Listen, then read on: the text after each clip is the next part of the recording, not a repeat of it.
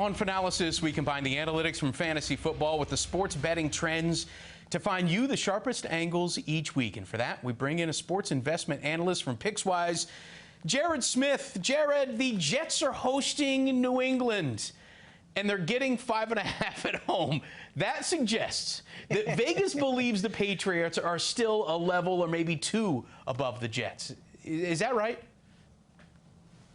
I think so, and I do think even taking more consideration that the Patriots are coming off of a loss, and the Jets are coming off of a performance where they were kind of in that game against Carolina, especially in the second half. I think they were. But Bill Belichick, to me, he demonizes rookie quarterbacks. 21-6 over his career. Now, I know a lot of those was when he had Tom Brady as his quarterback, but if you look at who Bill's quarterback is right now, Mac Jones, he graded out as the best rookie signal caller in week 1 by a very wide margin. I am very bullish on Mac Jones, not only in this game, but I think he now is the clear-cut favorite to win Rookie of the Year. And on the other side of the ball, the Patriots defense gets to face this mangled Jets offensive line with George Fant having to switch from right tackle to left, replacing Mekhi Becton. Fant said this week that's like switching arms to pitch with, from a lefty to a righty. I don't know. I know you cover a lot of baseball. That's not very easy, and I think the Jets' offensive line is going to struggle this week. Yeah, not many ambidextrous pitchers in Major League Baseball. No.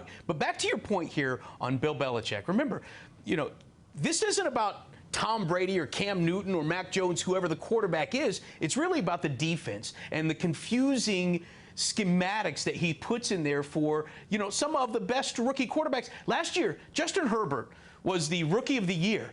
They lost 42-0. Is that what he threw? 2 interceptions. 45. 45. Thank you. 45-0. 45. He didn't engineer a single scoring drive against that defense. Now, if I do want to throw a little cold water on it, and it's just a little sprinkle here, he is 21-6 against rookie quarterbacks, but only 15-12 against the spread. Does that slow that roll down maybe just a little bit? Yeah, because now the line has reached a point where I would pause, especially if it gets to 6.5, 7 by Sunday, which it very, very well could, because there's not going to be a lot of public love for the Jets in this spot. But I will be honest. I do think when I handicap the NFL, and it's a theme throughout, I think you notice a lot of the picks we give out, the offensive line is the #1 thing that I look at. If there is a mismatch there, that causes me to not even want to go near the side with a poor offensive line. And the Jets are at that point right now. They did not protect Zach Wilson at all on Sunday. And this kid still made some really nice throws, but I'm worried for his safety. Okay, in this game. Well, I mean, he took some pretty massive hits in that game as well. A couple of them. You really made me shake our head. But if it goes over that key number of 7 to 7.5, does that interest you at all? Because you're right. There's going to be a lot of money coming in from on the Patriots. I would tease the Pats at that point. You would just tease them down. Okay. Because I do think there's some good – yeah, I do think there's some good teaser spots on the board. And, again, you mentioned if you tease it down, then all Bill has to do is win the game, and then you take that spread number out of it, and then the 21-6 does have a little more weight. I do agree. The spread is the great equalizer in all of gambling. I mean, it's something that we discuss on the show a lot, and it's obviously needs to be discussed. But when I look at the matchups in this game, the Jets are going to struggle to move the football. They might show you some glimpses, but I think the Jets are really going to struggle to have sustained offense in this game. All right, you mentioned teasers. Teasers are something we like to play a little bit here.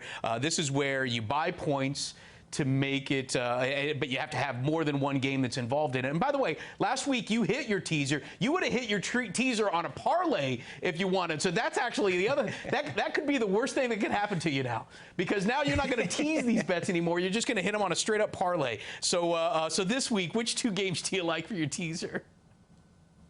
Yeah, we love teasers in TV, right, Steve? I mean, I'm sure you've spent many minutes. We have 3 teasers in the show. For the broadcast.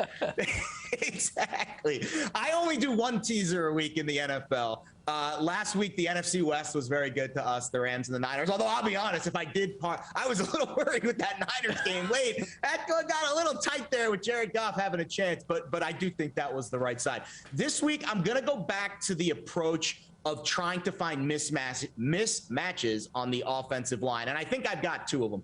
The Broncos, to me, have the best defensive line in the NFL right now. Maybe the Steelers, maybe there's a couple of other teams that are in that tier, but the Broncos are in that top tier for me. They showed it against the Giants. That was one of our better looks last week. They get a Jaguars unit this week. Pass blocking graded out among the worst in the league against, trying to protect Trevor Lawrence against the Texans last week. And that was against the Texans.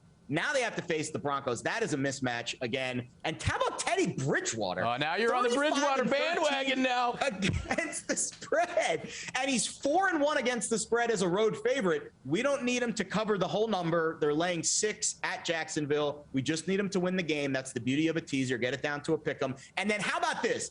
So the Chicago Bears are facing the Bengals. And I understand why the Bears are favored at home. That's fine. But Andy Dalton is 0-4 against the spread as a favorite since 2018.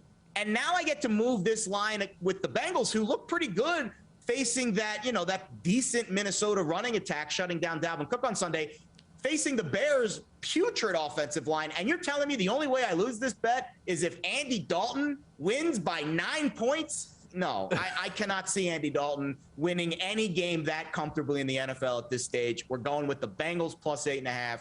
Pair it with the Broncos basically on the money line. That is our teaser of the week. Yeah, you think some of those Bengals defenders are licking their chops, pinning their ears back? They've been sitting there all the years that they've, Andy Dalton's had a red jersey on for him. Now they can actually lay the lumber to him. Yeah. And that's part of it. And, I had a couple of people ask me this week, hey, are you concerned at all that if Dalton struggles in this game, they're going to pull him and put Justin Fields in? That would be a low blow to pull Andy Dalton in his revenge game against the Bengals, right? That would be embarrassing. Well, we'll just have to find out. That's how he sees not only the Jets-Patriots game, but the rest of the top plays this week, including the teasers. Check out his other segment as well online. For Jared Smith and Pickswise, I'm Steve Overmyer. This is Fanalysis.